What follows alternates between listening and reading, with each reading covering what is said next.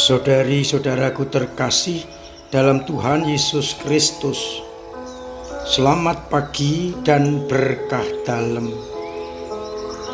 Kita bertemu kembali dalam renungan harian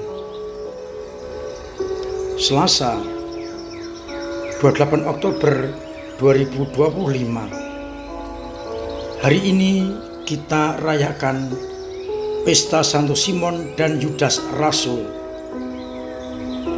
Yang keduanya adalah rasul-rasul Tuhan Yesus yang menyertai dalam perutusan, tinggal bersama Yesus dan ambil bagian dalam karya perutusan. Sabda Tuhan yang kita dengarkan hari ini, bacaan pertama dikutip dari surat Paulus kepada jemaat di Efesus. Paulus menegaskan bahwa orang-orang Efesus berkat pewartaan Paulus dan menerima pewartaan itu, mereka bukan lagi orang asing atau pendatang, melainkan sewarga dengan orang kudus dan anggota keluarga Allah. Mereka dibangun di atas dasar para rasul dan para nabi, dengan Kristuslah sebagai batu penjurunya.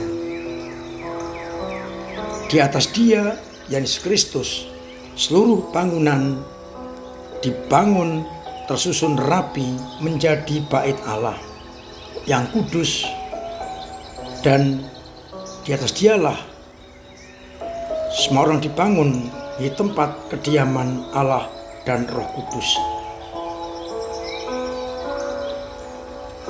Bacaan Injil dan Injil Lukas bab 6 ayat 12-19. Kita mendengarkan bagaimana Yesus setelah berdoa semalam-malaman, Ia memanggil 12 orang untuk menyertai Dia yang disebut dengan rasul. Mereka disebut namanya masing-masing.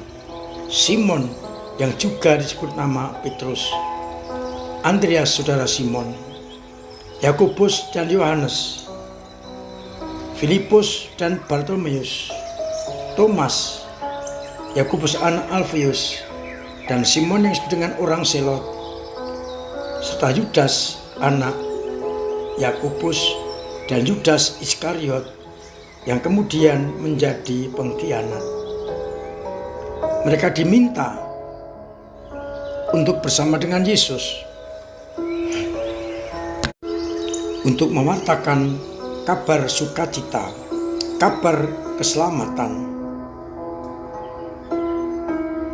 Dan semua orang yang mendengarkan Yesus, mengimaninya, menjamah jubahnya, semuanya disembuhkan.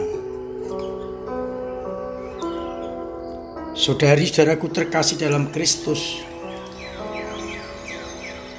bacaan yang pertama juga mengingatkan kepada kita bahwa kita ini bukan lagi orang asing bagi Allah, orang yang dibangun di atas dasar para rasul.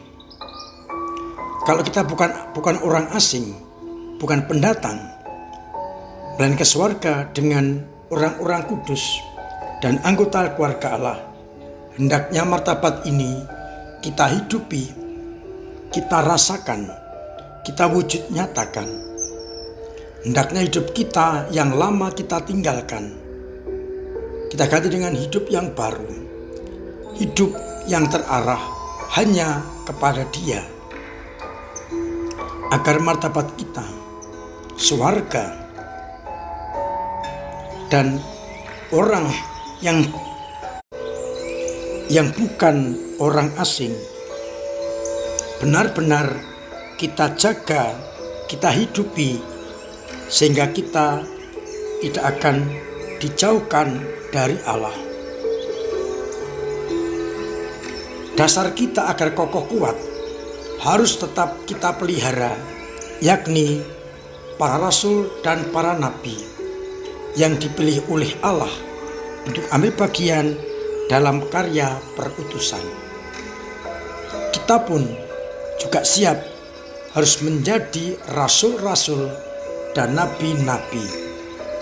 Rasul berarti utusan Allah, sehingga kita dimanapun juga menjadi cerminan bagi Allah, utusan Allah di tengah-tengah dunia ini, agar akhirnya banyak orang bertobat dan percaya kepada Kristus. Maka pertanyaannya, sudahkah hidupku seperti rasul dan nabi-nabi yang menjadi pewarta kabar sukacita? Dari bacaan Injil menarik apa yang dibuat Yesus. Ia terus-menerus berkomunikasi dengan Bapanya dalam doa-doa. Apalagi bila ia ingin mengerjakan karya yang besar, memilih di antara murid-muridnya 12 rasul yang menyertai dia. Agar tidak salah pilih, Yesus berdoa kepada Bapanya agar apa yang ia pilih, yang ia kerjakan sungguh-sungguh berkenan kepada Allah. Maka ia berdoa mohon petunjuk Bapa. Ia memilih 12 rasul yang harus menyertai dia untuk mewartakan kabar sukacita.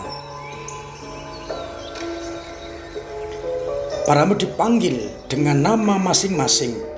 Itu berarti panggilan bersifat pribadi. Harus dipertanggungjawabkan pada dia yang telah memanggilnya.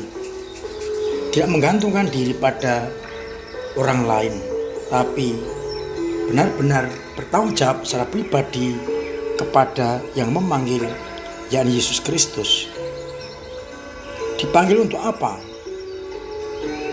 Untuk datang kepada Yesus, tinggal bersamanya, dan diutus mewartakan kabar gembira kepada banyak orang.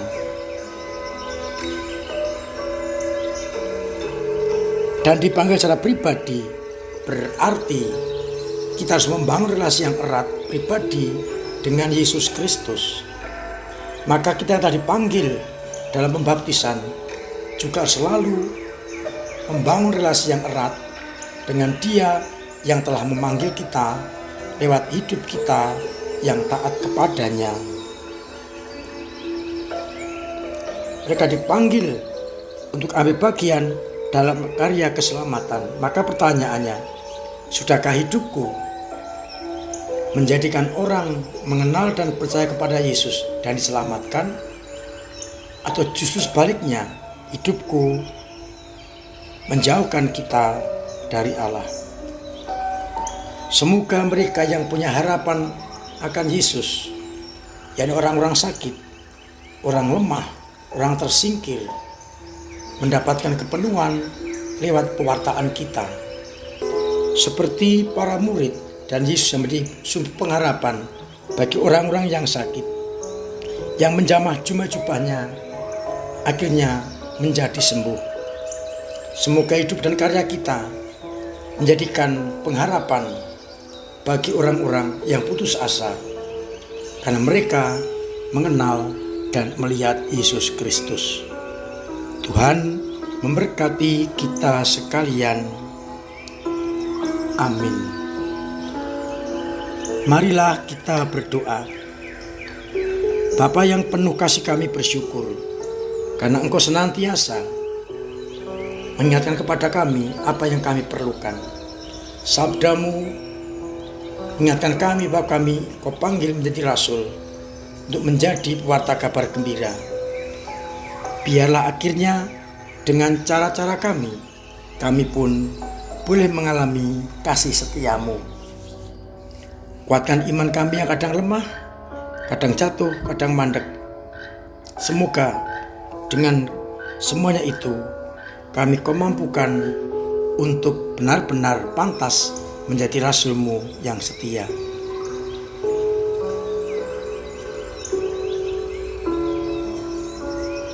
Semoga umatmu yang sakit engkau sembuhkan, yang punya beban engkau ringankan, yang punya persoalan bantu mengurai, agar mereka tetap beriman kepadamu, tangguh, kokoh, dan kuat. Untuk itu sertai kami dengan berkat-Mu sendiri, Bapa dan Putra dan Roh Kudus. Amin. Sudah terkasih, tetap saya ingatkan amplop-amplop misi yang masih di rumah bisa dibawa dan kita kumpulkan paling lambat pada minggu depan pada misa sore agar dapat direkap dan dikirim ke ekonom di Guntur. Saya berharap kita mengalami peningkatan, tapi tampaknya itu tidak akan terpenuhi dan sampai sekarang amplopnya banyak yang belum kembali sehingga hasilnya juga belum memuaskan. Terima kasih untuk semua usaha panjenengan dalam menghadapi gereja lewat caranya masing-masing. Saya ingatkan hari Jumat jam 6 sore ada misa penutupan bulan Rosario. Saya undang umat untuk hadir dan bulan Rosario dengan Ekaristi itu. Akhirnya saya mengucapkan selamat pagi, selamat merenungkan, salam sehat, Tuhan memberkati.